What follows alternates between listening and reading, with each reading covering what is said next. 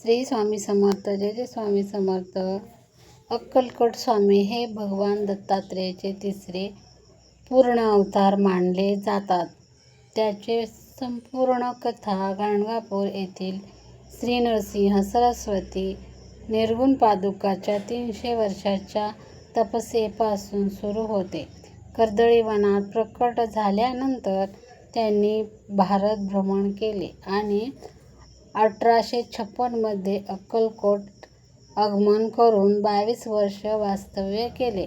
अक्कलकोट येथील श्री स्वामी समर्थांच्या दिव्य आणि प्रेरणादायी अवतार कार्याची संपूर्ण कथा खालील टप्प्यात समजून घेता येते. कर्दळी वनातील प्रकटीकरण अवतार कार्य 1459 मध्ये नरसिंह सरस्वती महाराजांनी गाणगापूर येथे आपल्या पादुका स्थापन केल्या आणि ते कर्दळी वनात गुप्त झाले. तिथे त्यांनी तब्बल 300 वर्ष कठोर तपस्या केली. या काळात त्यांच्या शरीरावर मुंग्यांनी मोठे वारूळ तयार केले होते. एके दिवशी उद्धव नावाच्या लाकडतोड्याची कुऱ्हाड चुकून त्या वारुळावर पडली आणि त्यातून रक्ताची धार उडाली. त्यानंतर त्या वारुळातून साक्षात भगवान दत्तात्रेयाचे तेजस्वी रूप म्हणजे श्री स्वामी समर्थ महाराज प्रकटले. भारत भ्रमण आणि अक्कलकोटमध्ये आगमन. कर्दळी वनातून बाहेर पडून स्वामींनी संपूर्ण भारत पायी भ्रमण केले. या प्रवासात त्यांनी अनेक लीला दाखवल्या, भाविकांना दर्शन दिले आणि अनेक संतांना अनुग्रह दिला.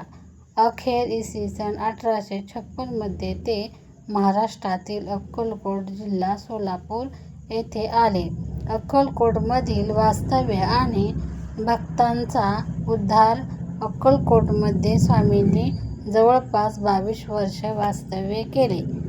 कधी राजवाड्यात जायचे तर कधी चोळप्पा किंवा बाळप्पा सारख्या निष्ठावंत भक्तांच्या घरी राहायचे.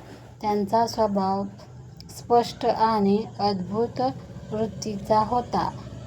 येथे त्यांनी अनेक चमत्कार केले, गरिबांचे दुःख दूर केले आणि आजारी लोकांना बरे केले. भिवू नको, मी तुझ्या पाठीशी आहे, हे त्यांचे वचन आजही लाखो स्वामी भक्तांना आधार आणि धैर्य देते.